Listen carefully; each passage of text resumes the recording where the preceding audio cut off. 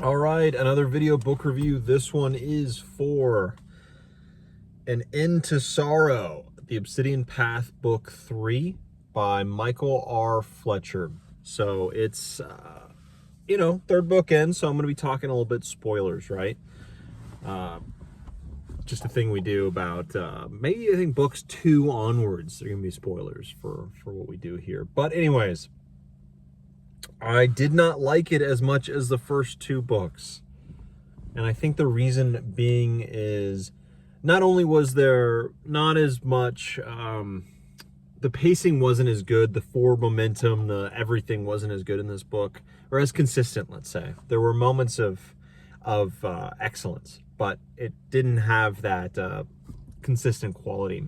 But it also continually asked the same questions that we've been asking ourselves this whole time, without evolving too much on the question as we have been doing, or asking new ones. And those questions being, hey, do our memories and our past self define who we are, or do our actions, our new actions, define who we are, right? What matters here? And what we got was a bit of an answer of both. An answer of both for, in some ways, right? With Crane still having those super selfish, cowardly motivations, and his drive for, what is it, for world domination, but also like, hey, I wanna make the world a better place, and I can make I can defeat this racism towards the islanders, and I can bring the world out of poverty, and I've done it before and I will do it again, and that's that kind of drive. But he also has a cowardly way of blaming others for his own faults, his own problems, his own everything, right? That he contends with, but he fails often, and that shows a relatable character in a lot of ways, and a realistic character. But that's a thing that we continually see over and over and over, and not much evolution here. When he gets a new shard, I don't feel him gaining or losing senses, or pieces of himself, because that's what also is said to happen. He takes a piece of himself and he loses a bit, gets a little bit more insane. Same when he tries to, or does, bind a demon. He loses a bit more of his sanity, and you don't see too much of it, right? Besides, I think, from what I remember, him being less squeamish on sacrificing people. In this book, he sacrificed 50 people personally, right? And while before he might have been squeamish about it, in this one he did it, and it's like he remembered it, but he wasn't, devastated by it like he was before. But in the first book, he's actively a part of Henka's killing and murdering of innocents to be skinned and gutted and all this, and it was just so gross and all this in the first one. But he was kind of affected by it, but not even that much. In this one, he's saying he's lost a bit of sanity, and maybe this is the reason why he might be more okay with it. But I think it's been since the beginning. He's just getting a little bit more okay and able to lie to himself better. That he wasn't okay with it, but now he's feeling it more. But anyways, we're getting these kind of questions over and over and over, while having a mediocre paced book where it is super slow for the first 30%, where you have Bren and Crane kind of working together, trying to go through and find Hanka's head, really, which was in the last book in the bottom of this bay. So trying to get back to this city, I forget its name, but the one at the end of the second book where everything went to heck, right? It wasn't a good enough, the story wasn't interesting enough, the way that it was set up, the two characters themselves, how they interact, that it just wasn't interesting enough of a dynamic to carry it. So it was kind of really slow. And then Hanka showed up with a new Crane on a dragon, with a whole bunch of with an army of guys, demons and all this. Were there demons? I don't think there were demons, but there was an army of people. There was, I think, a sorcerer there, an elemental. No, it was a sorcerer maybe. But anyways, right? that was interesting. Hanka showed up, killed him, killed this new crane, which is also a theme that keeps happening in this book, or a repeating theme, like, right, where this super cool crane shows up who has maybe been here a little bit longer, but has, like, he's super yoked, has a dragon, has an army, like, this is really cool, and he's coming to kill Crane, and he is, even with a super great armor, he is trapped him and will kill him if it wasn't for Hanka killing him, this new one, and them moving on, right? Like, that was kind of a letdown, right? A subversion of expectation, but it is understandable because Hanka comes back and surprises him and surprises everyone, right? Then we get an all right story and a pretty good pacing for another like 30%, and then we get to Negron, the guy who's been set up for the last, I think he was at least set up last book. I don't remember if he was set up in the first one, but it definitely, like, hey, this is the biggest chunk of the heart that is obviously uber powerful, and we hear in the second one that he's got a whole like empire that he's running, and so you get there and it's a build up, like you see these demon watch guards all around the island, and then like citizens and a working economy and a standing army and demons and elementalists and all this, right? Really, really impressive stuff. And this guy has obviously, this version of Crane has obviously gone through it and built himself an empire. Not as good and not as grand or whatever as the original Demon Emperors, but like, he has an empire on this island, or this set of islands, and it's be very interesting, this meeting. And he's not like sending an army out to kill this Crane. He's actively saying, this guy, you're nothing, this Crane. Come in, we'll chat, we'll talk with you. And it's so cool. He comes in, and me as a reader, I'm on like, oh, at the edge of my seat, like, oh my gosh, let's see what this Crane is like. Like, I was let down on the last one. Let's see this one. And this one is, you know, interesting. It's a Crane that has had for hundreds of years other Cranes come talk with them. They decide, I guess, of their own volition, that, oh, maybe that Crane is gonna give up their heart for this Negron. And that's how he builds. He talks with them, maybe finds out exactly what he's missing, then has them killed, I guess, so he can grow bigger. And he has ideas of invading the mainland. Well, they bring him into his throne room, basically, or a meal, a dining room or something.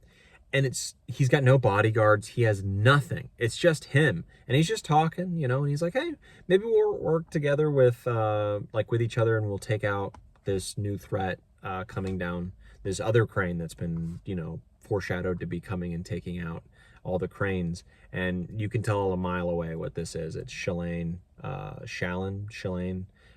just murdering everyone, all the Cranes, like she wanted to. But anyways, right, we get there, and just like Snoke from The Last Jedi, where it's been built up and then he gets just killed in a second, in a super huge letdown, and you're just like, oh, what's the point? And it just takes the gas out of everything, and it's awful. The same thing happens here, where he just allows the sorcerer to basically stab him and kill him. It was a sorcerer just is the biggest ploy that is, you know, anyone can see it. A child could see this, where the sorcerer's like, no, this is the real Crane. I'm going to betray you, our Crane. This is the real Demon Emperor. Yeah, you're not my guy anymore. I'm going to join him. And then he's like, well, if you kill this Crane, then you will join me. You will prove yourself. And then she kills him. And it's like, this is such like a trope that you see in other things, and it's just so dumb. It's so dumb, where the villain is an idiot. And you see that in the end with Iramar, the same deal, and Shalane, where the villain, or I guess the antagonist, the obstacle we're trying to overcome, has the upper hand, sorry, and can in a second kill our guy, can kill Crane, can kill our fun cast of characters in an instant, but they have to monologue, or they have to be retarded. So we had Negron just allowing them into within grabbing distance, and he was killed almost immediately with no There was nothing there. You had Shalane, who was able to sneak up on Crane, while he just came out of his stupor from having the shard go through his body to his heart and join to it. And she was like, I was going to kill you, but I wanted you to know it was me. And then he gets out of it with an interesting way, but still. And it's like, come on. And then at the end with Iramar, where she does the same thing. She just comes out and then let's talk about it. Let's talk about my motivations. Let's do that. It's like, okay, she's shown that she is incredibly powerful and can kill you with a swipe of her hand. She does that with Shalane, or she takes off her leg. Then she takes off her arm. She's like, you're still coming to me? And then takes off her head. It's like, okay, Swick boils Nil, the demon, alive. It kills him, blows him up, and does something else. But Brynwick, she crushes his chest immediately. And she just is choosing to go slowly and explain herself to Crane. Which now he's able to do something with that. And that's how he's able to save the day, but really, this guy sucks, so hate to see it. But anyways, he gets out of that, and it's all through not his own abilities. Like, he's a screw-up. He sucks at everything he does. He's easily fooled. He just sucks. He makes dumb decisions. Like, this is his character. He's not a likable guy. He's a terrible guy. And he fumbles his way forward. He fails upwards is what it looks like every single time. And combine all these faults that I'm saying with a story that is not evolving enough. It started out incredibly interesting, but we're kind of doing the same thing again over and over. So it isn't fresh, right? That leads to a more disappointing story. It's not a bad book at all. It's not bad. I'm just, I've got a lot of, but it could be this. It would be better that. I didn't like this about it. But it's well written. When it's on, it's on. And it's on for 30-40% is a really solid Obsidian Path story. It's really well done. And the rest of it is just, what? Are we still doing this? That kind of thing. So I can't rate it too highly, and it's another step down the Obsidian path that I'm happy I've gone down, but I don't know. It said it's the end of the trilogy, but I know there's a fourth book, so is there a second trilogy?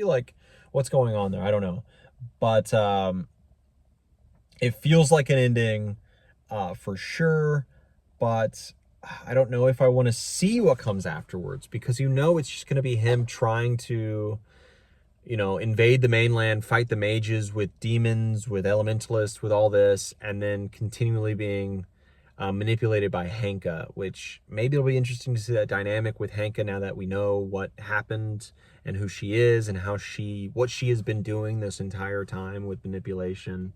That could be interesting, but I'm not really invested in this character anymore. I just really don't like him. He's not a likable dude, not enjoyable whatsoever, and I don't think he's supposed to be, right? This is a villain's story. This is it's like watching Palpatine from birth, rebirth really, but it's like watching Palpatine regain his powers. And at some point you just don't want to read about Palpatine anymore, about Crane. Crane is such an unlikable guy. And it's an interesting and unique way to do a story, but I don't think I enjoy it.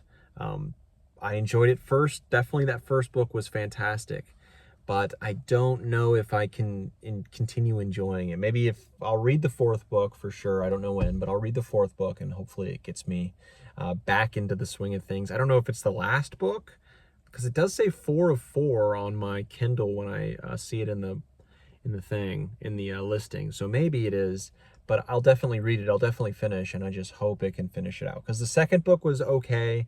This book is okay. It's not bad. It's okay. So,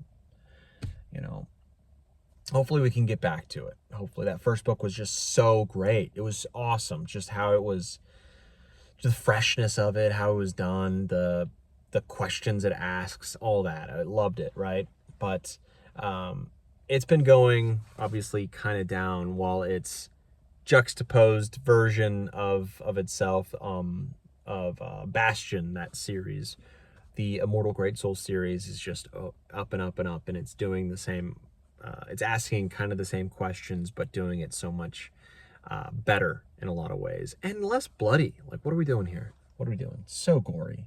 So gory. And I'm not following a villain. And you kind of are actually, you are following a villain who is going down maybe a different path. And it's more interesting. Very interesting. But we'll talk about it, and it'll be probably its own video talking about those things. But anyways, Obsidian Path, I still do recommend the first book for sure, Blackstone Heart, and I don't think I recommend this book or the third for anyone unless you really, really enjoy this series and you want to continue. But yeah, I give this book probably a 7.4.